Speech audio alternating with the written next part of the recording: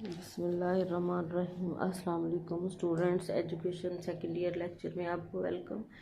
پاکستان کے تعلیمی مسائل جو ہیں یہ ہم ڈسکس کر رہے تھے۔ تعلیم کے بارے میں وہ لوگوں کا عمومی رویہ جو ہے وہ کیا تھا۔ لاسٹ لیکچر میں ہم نے یہ ڈسکس کیا کہ لوگ تعلیم کیوں حاصل نہیں کرنا چاہتے اور کس وجہ سے آج بھی ہماری شرح خواندگی جو ہے وہ 60% ہے۔ دیکھتے ہیں اور اس کی عمومی رویے کو بہتر کیسے کیا جا سکتا ہے، کون سے اقدامات کیے جا سکتے ہیں۔ حکومت پاکستان نے اس ساری صورتحال کا احساس کرتے ہوئے تعلیم کو اپنی اولین ترجیحات میں شامل کر لیا ہے۔ تعلیم کی ترقی کے لیے زیادہ اور خصوصی بجٹ فراہم کیا جا رہا ہے۔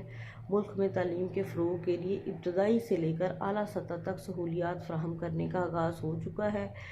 خصوصاً بچیوں کی تعلیم کے لیے نمایاں کوششیں کی جا رہی ہیں۔ اس کے ساتھ ساتھ فنی تعلیم اور اسپیشل بچوں کی تعلیم کے لیے علیحدہ محکموں کا قیام عمل میں لایا جا رہا ہے اور حکومت جو ہے وہ سنجیدگی سے اس کام کو جو ہے وہ پورا کرنے کی کوشش کر رہی ہے۔ ہائر ایجوکیشن کمیشن کی جانب سے ملکی اور غیر ملکی تعلیمی اداروں میں بلا تخصیص میرٹ کی بنیاد پر اعلیٰ تعلیم حاصل کرنے کی سہولت فراہم کی جا رہی ہے۔ اس کے علاوہ حکومت تعلیمی اداروں، کالجز اور یونیورسٹیز کی تعداد اور ان کے تعلیمی معیار اور سہولتوں میں اضافے کے لیے بھی کوشاں ہیں۔ امید کی جاتی ہے کہ حکومت کے بارے میں رویے کو بہتر بنانے میں مدد ملے گی۔ اب آج ہم نے کرنا ہے دوسرا ٹاپک جو ہے وہ ہے تعلیم کے بارے میں سرمایہ کاری۔ سرمایہ کاری کسے کہا جاتا ہے؟ سرمایہ کاری یعنی آپ نے اپنا کچھ بھی اثاثہ، کچھ بھی سرمایہ آپ نے سیو کی ہے، آپ اس کو منافع کی غرض سے کسی بھی کاروبار میں لگاتے ہیں، اس کو کہا جاتا ہے سرمایہ کاری۔ اور جب آپ انویسٹمنٹ کرتے ہیں، کوئی بھی پیسہ کسی بھی کاروبار، کسی بزنس میں لگاتے ہیں تو ایک مقررہ وقت کے بعد آپ کو اس میں منافع ملنا شروع ہو جاتا ہے، اس کو کہا جاتا ہے سرمایہ کاری۔ اب تعلیم میں سرمایہ کاری کیا ہے؟ ان شارٹ ہم کہہ سکتے ہیں کہ تعلیم جو ہے یہ جب آپ اپنے جو آپ کی نئی نسل ہے وہ قوم کا سرمایہ ہے، کس طرح ہے کہ آپ پہ جو ہے وہ خرچ کیا جاتا ہے۔ مستقبل میں ہمارے پاس کیا سرمایہ کاری کا منافع ہوتا ہے کہ بہتر ڈاکٹر، انجینئرز، لائر، سائنٹسٹ کی صورت میں جو ہے وہ ہمارے پاس آتے ہیں، ان کی خدمات، تو یہ ہوگی ہماری تعلیمی سرمایہ کاری۔ آج تک ماہرین معاشیات تعلیم کی معاشی اور اقتصادی افادیت کے ہمیشہ قائل رہے ہیں۔ اس اور سب کے سب تعلیم کو، انسانی وسائل کو ترقی دینے کے لیے ضروری سرمایہ کاری بھی خیال کرتے ہیں۔ ان کے نزدیک تعلیم کسی بھی معاشرے کی معاشی ترقی کے لیے کیا ہے، انسانی وسائل اور بنیادی ڈھانچہ فراہم کرتی ہے۔ کسی ملک میں پڑھے لکھے افراد ہی تعلیم، صنعت، تجارت، زراعت، بینکنگ، میڈیسن غرض ہر شعبہ زندگی کو کامیابی سے چلانے کے ذمہ دار ہوتے ہیں، جس کی وجہ سے ملک کی حیثیت، اس کی معیشت، اس کی سیاست، اس کی ثقافت ترقی کرتی ہے۔ افراد جس قدر بہتر تعلیم یافتہ ہوں گے، اس قدر ہی ملک کا بنیادی جو ہے انسانی وسائل کی بنیادی ڈھانچہ مضبوط ہوگا اور اتنا ہی ملک زیادہ ترقی کرے گا۔ عام طور پر یہ خیال کیا جاتا ہے کہ ملکی ترقی کے لیے انسانی وسائل کی نسبت مادی وسائل زیادہ اہمیت رکھتے ہیں۔ مثلاً زمین اور پانی کے بغیر زرعی ترقی ممکن نہیں ہے۔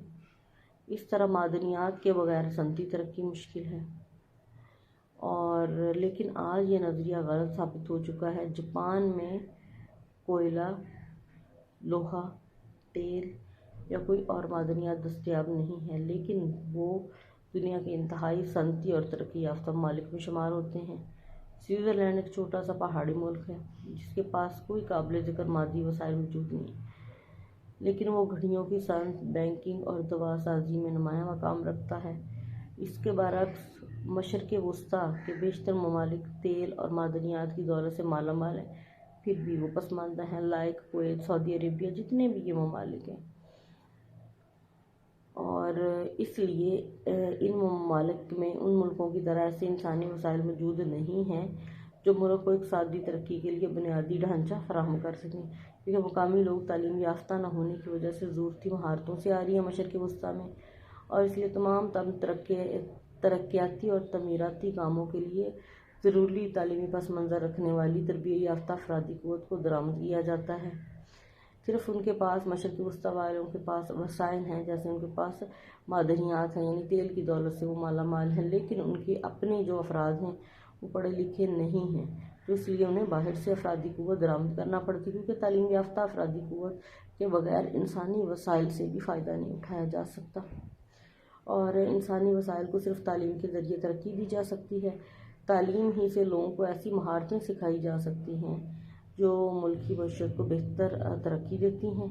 اس لیے تعلیم کو آج کے دور میں بالکل صحیح طور پر سب سے زیادہ اہم سرمایہ کاری تصور کیا جاتا ہے۔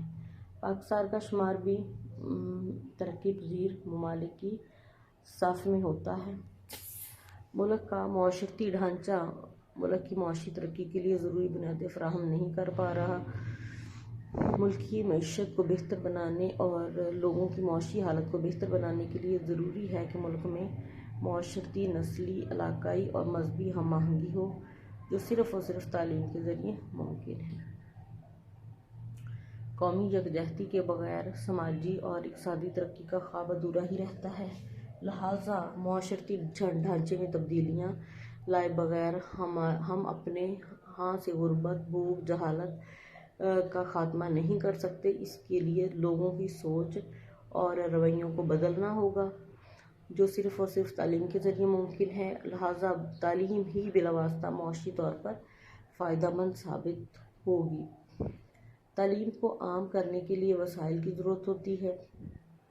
یونیسکو کی سفارش کے مطابق ترقی پذیر ممالک کو مجموعی قومی آمدنی کا کم از کم 4% تعلیم پہ خرچ کرنا چاہیے، کیونکہ یہی سرمایہ کاری ملک کی اقتصادی ترقی میں بنیادی کردار ادا کرتی ہے۔ پاکستان میں اقوام متحدہ کی تحقیقات کے مطابق حقیقی شرح خواندگی ابھی بھی بہت زیادہ نہیں ہے، جبکہ اس میں اضافے کے لیے مزید سرمایہ کاری کی ضرورت ہے۔ تعلیم میں سرمایہ کاری سے لوگوں میں شرح خواندگی بڑھے گی، اور جو لوگوں کی سوچ رویوں میں تبدیلی کا باعث بنے گی، جس سے قومی یکجہتی کا شعور بیدار ہوگا، جمہوری اقدار کو فروغ ملے گا اور ملک کو سیاسی استحکام ہوگا، جس کے نتیجے میں معاشی طور پر ملک ترقی کرے گا۔ یعنی تعلیم میں سرمایہ کاری یہ ہے کہ آپ اپنی کل قومی آمدنی کا، جیسے یونیسکو کی سفارشات کے مطابق اس کا 4% جو ہے وہ آپ تعلیم پہ خرچ کریں۔ اس کا منافع آپ کو کیا ہوگا؟ آپ کی جو آنے والی نسل ہے وہ ایک بہتر افرادی قوت کے طور پر آپ کے سامنے آئے گی، اور پھر آپ اپنے وسائل کو استعمال کرتے ہوئے اپنے قومی مسائل کو کم کر سکتے ہیں۔